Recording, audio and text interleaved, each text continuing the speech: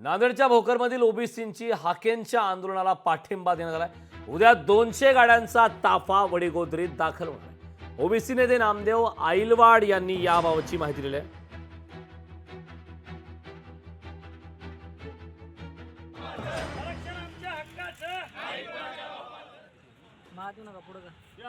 गेल्या 10 दिवसापासून वडीगोद्री जालना येथे प्राध्यापक लक्ष्मण हाके हे उपोषणाला बसलेले आहेत।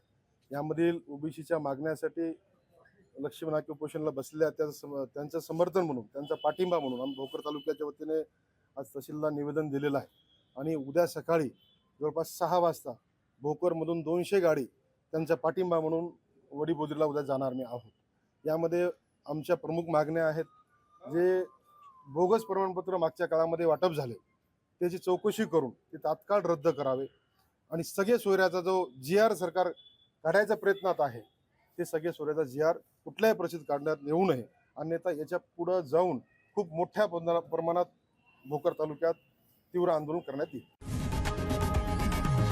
लोकशाही मराठी ऐका, पहा, जागरूक रहा।